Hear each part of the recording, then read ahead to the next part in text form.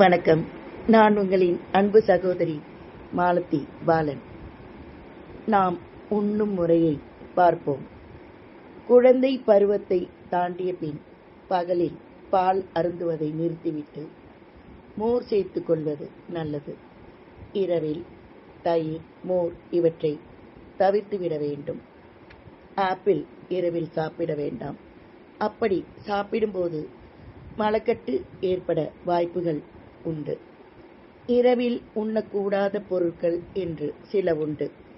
அவற்றில் தயிர், தேங்காய், முட்டை, கீரை வகைகள், இஞ்சி, பாகற்காய், கஞ்சி வடிக்காத சாதம் மற்றும் சிட்ரஸ் பொருட்கள் இவற்றை சாப்பிட வேண்டாம் என்று நம் சாஸ்திரம் சொல்கிறது. ஏனெனில் அவைக்கு இரவில் செரிமானமாகும் தன்மை குறைவு. இதையேதான் கிரகணம் நடைபெறும் போதும் நாம் சாப்பிடவோ முடிந்த வரையில் தண்ணீர் பருகுவதை கூட நிறுத்திக் கொள்வது அவசியம். கூரான பொருட்களை கையாள்வதையும் தவிர்க்கலாம். ஏனெனில் அப்போது வெளிவரும் ஒருவித கதிர்வீச்சில் காயம் ஆறுவது தாமதமாகும். கிராணங்களில் சாப்பிடும்போது நாளடைவில் நமது செரிமான சக்தி குறைந்துவிடும். முடிந்த வரையில் தர்ப்பை புல்களை வீட்டின் மூலைகளிலும் மளிகை சாமான்களிலும் போட்டு வைத்து தாக்கத்தை குறைக்கலாம். நீங்கள் என்ன சொல்வது? நாங்கள் எல்லா கிராணத்திலும் சாப்பிடுவோம், நன்றாகத்தானே இருக்கிறோம் என்பார்கள்.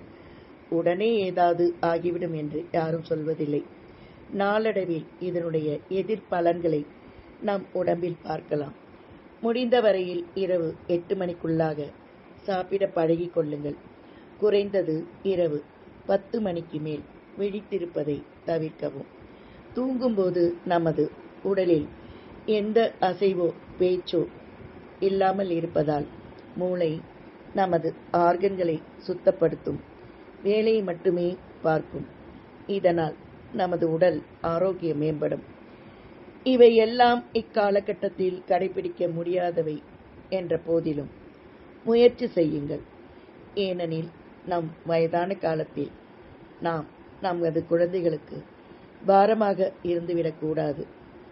நாம் மற்றவர்களுக்கு உதவி செய்யவில்லை என்றாலும் நமக்கு நாமே உதவியாக நம் வேலைகளுக்கு மற்றவர்களை எதிர்பார்த்து காத்திருக்க வேண்டாம்.